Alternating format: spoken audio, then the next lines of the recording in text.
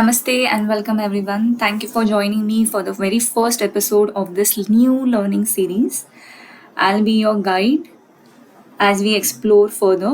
पहले हम पहला वाला चैप्टर देखेंगे इंट्रोडक्शन.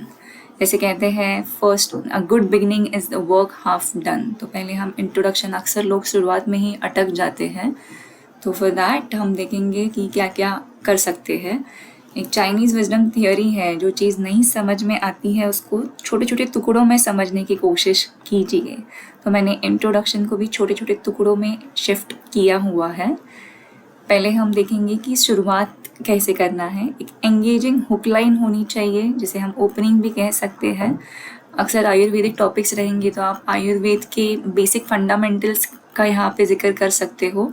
मैंने आपके एग्जाम्पल के तौर पे कुछ श्लोक्स मेंशन किए हुए हैं.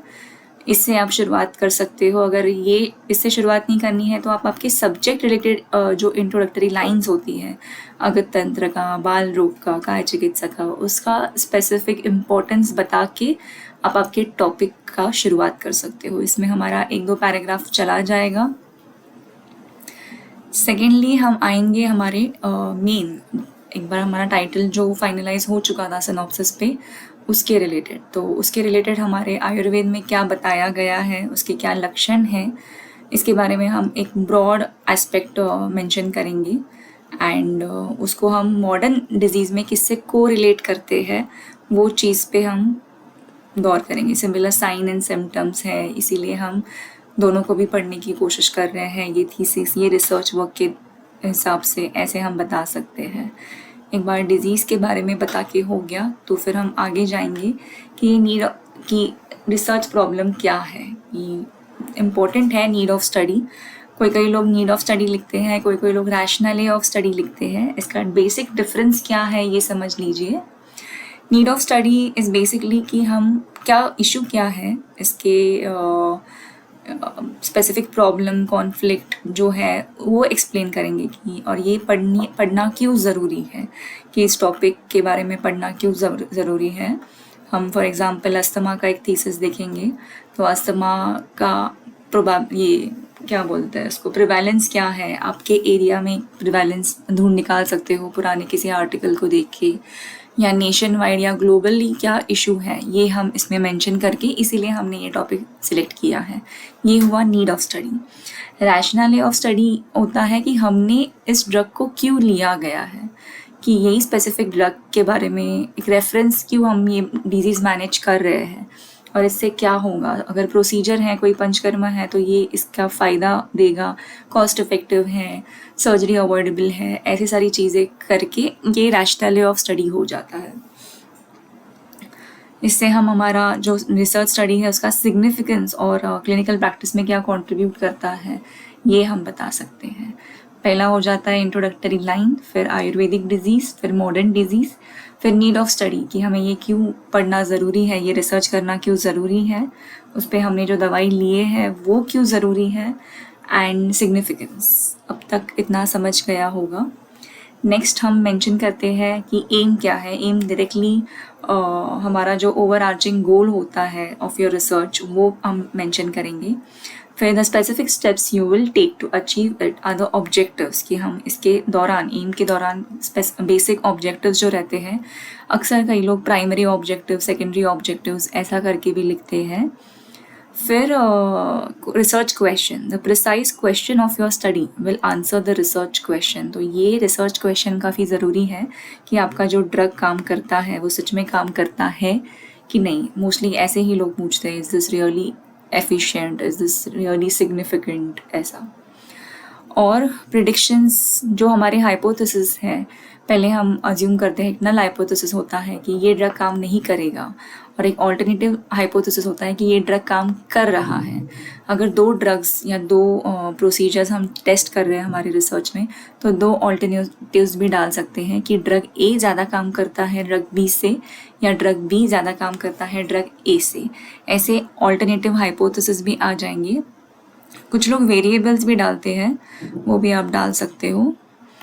एक बार एम्स, ऑब्जेक्टिव्स, रिसर्च क्वेश्चन और हाइपोथेसिस हो जाए, उसके बाद हमारा जो थीसिस टॉपिक है उसका एक छोटा सा आउटलाइन या रोड मैप हमें बताना है, एक लाइन में, ज़्यादा नहीं.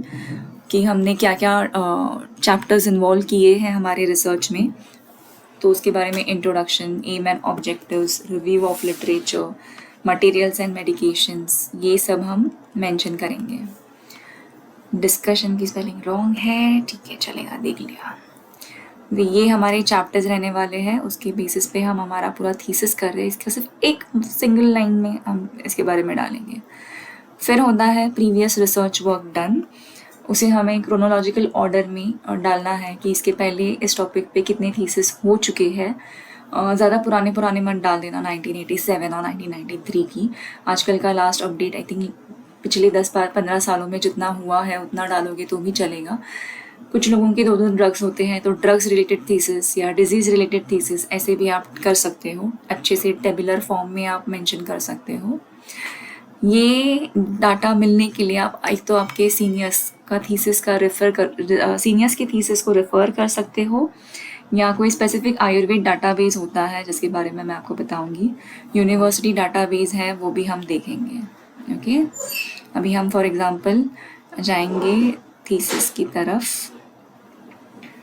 ऑल राइट, तो ये है श्वास रिलेटेड, तमक श्वास पे किया गया थीसिस।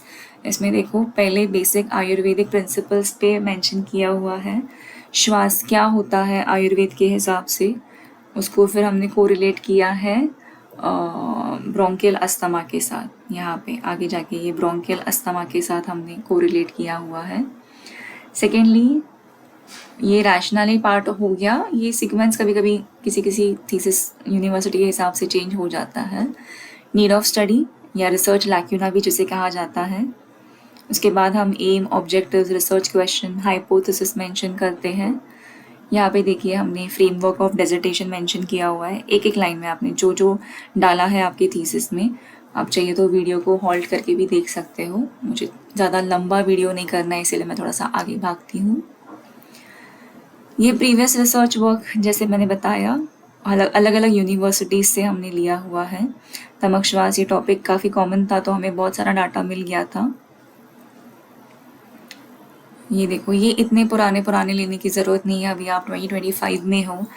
1994 2000 तक जितना आता है, 2000 भी नहीं एक्चुअली 2010 तक जितने हुए हैं उसके आगे के आप लीजिए आपके थीसिस वर्क में। ज़्यादा पुराना देखो ये ज़्यादा एक्स्ट्रा डाटा हो जाता है। कुछ लोगों में वर्ड काउंट का इशू होता है कि ये इतना वर्ड काउंट होना ही चाहिए, 200 पेजेस से ज़्यादा होना ही चाहिए, तो आप जितना भर के डालना है उतना डाल सकते हो। आई होप आपका ये फर्स्ट चैप्टर देखो ये 10 से 11 पेजेस 12 पेजेस का हो गया है। वैसे आप भी आपका इंट्रोडक्शन भर सकते हो। वो जो रिसर्च वर्क के लिए आपको चाहिए था ये मैं आपको बताती हूँ। कुछ वेबसाइट्स हैं जो इजीली हमें पता चल जाते हैं। ये NIA यूनिवर्सिटी का है, इसका वेबसाइट nia.edu.in ऐसे करके है, उसमें आप बहुत सारे थीसिस हैं, ये आप देख सकते हो। सॉरी, अगत तंत्र, बाल रोग, द्रव्य गुण, आप इस नंबर पे जब क्लिक करोगे तब आपको मिलेगा। अब हमारा जो तमक श्वास का टॉपिक है ये काय चिकित्सा का था, तो यहाँ पे मैंने नंबर पे क्लिक किया है। यहाँ पे सर्च में हम डाल सकते हैं और ये सारे आपको ऑप्शंस आ जाते हैं कि ये हमने किया हुआ है। इसका एक एग्जाम्पल, एक हिंट भी दे देती हूँ कि आप यहाँ पे क्लिक करोगे तो आपको वो पूरा थीसिस भी मिल जाता है। अनफॉर्चुनेटली आप उसको डाउनलोड नहीं कर सकते हो, बट डेफिनेटली आप उसका कंटेंट क्या है, उन्होंने किस तरीके से लिखा है वो आपको मिल जाएगा। पूरे के पूरे चैप्टर्स हैं। ये देखो एब्रीवेशंस आप देख सकते हो, ये एक हो जाता है। एक केरला यूनिवर्सिटी का भी है, अभी उसका वेबसाइट चल नहीं रहा है, अंडर कंस्ट्रक्शन है, अदरवाइज इससे भी आपको मिल जाता था। एक और MUHS का रिसर्च डाटाबेस है, यस, ये मैंने बहुत बार डाउनलोड देखा हुआ है इसीलिए जल्दी खुल गया। अभी ये MUHS का ऐसे दिखता है, इसमें अगर आप तमक श्वास डाल देते हो, सिर्फ तमक भी लिख देते हो तो ये पूरे इसका फाइंड आउट करेगा। इसमें यहाँ पे ईयर भी मेंशन किया हुआ है, उस हिसाब से हम कर सकते हैं। ओके।